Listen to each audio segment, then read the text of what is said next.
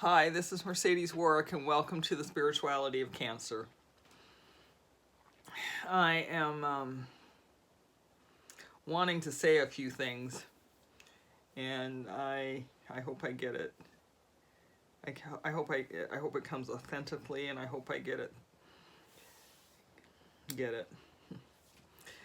Cancer can be a very humbling experience. And as I went through my cancer journey, what I came to realize fairly early on was that this experience and the cancer itself was spiritual.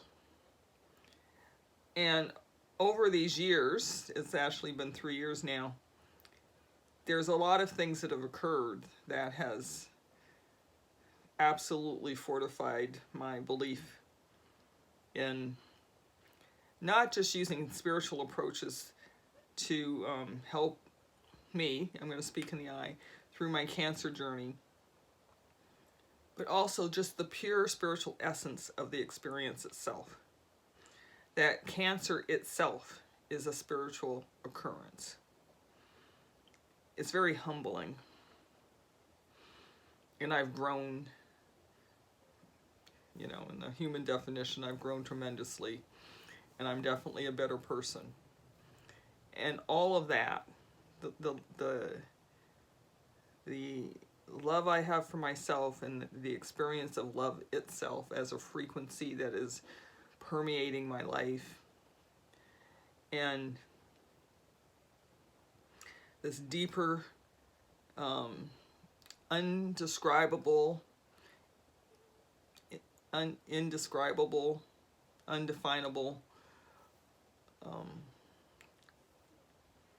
connection with my pure spiritual essence merging into the all that is, the divine quintessential essence of Source itself. And my heart, the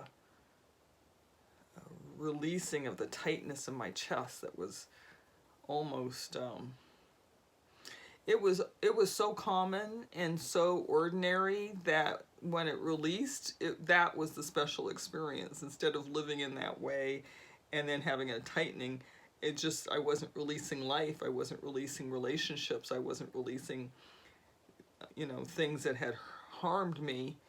Everything was in my body. So the spirituality of cancer for me has been real. It's been a real, tangible experience, and I've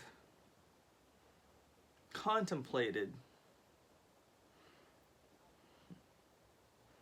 deeply how to share. So many journals just full of information, and I made Sacred Keys so that we would have a community to come into, which is really my heart's work for this year, is to start bringing us together. But the question really becomes, who am I listening to? Who are you listening to? Who is teaching you along the way? And the thing that I have found is that the I am is teaching me along the way. There's been so many instances and occurrences when I've listened to that heart wisdom, that God, cosmic, unlimited knowing intelligence that has come in or flowed into me at the exact right time and the exact right place. So part of my care is to not say, this is the way I do things and I know it works, so this is the way you should do them too.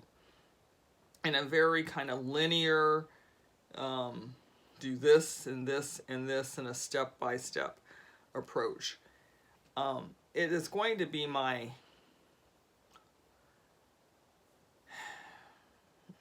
challenge, if I'm truthful, not to fall back into some of those old paradigms.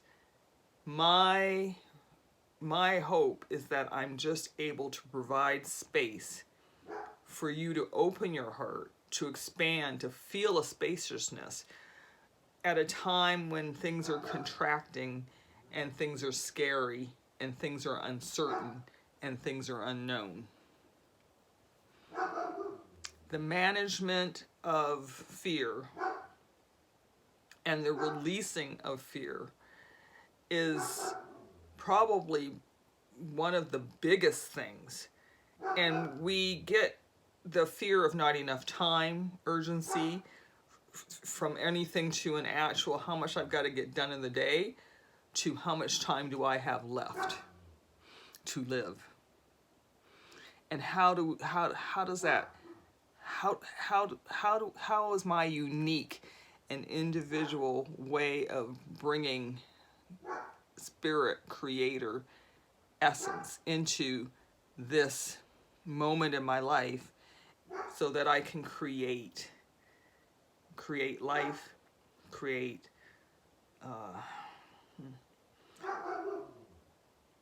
life, create wisdom, create love, because I am cause. I am the I am. I am cause. I am the experience. I am the expression of the divine through Cancer. Cancer, I am a better person because I've gone through this experience or am going through this experience. So my goal right now for myself is to be a way shower, is to provide space and experience. And maybe there's some, this is the way I did it, but in those times and in those experiences, it's so that you can evolve into a way of doing it for yourself. Not to just fall into, this is what I did and this is how I did it.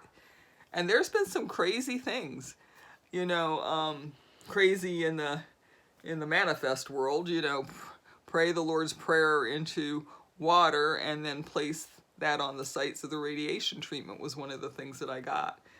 That was a very personal thing. And I now pray, and some classes and retreats, we pray into our water because water has memory, and that memory can then fuel our life, fuel the life force, the cultivation of the life force within us.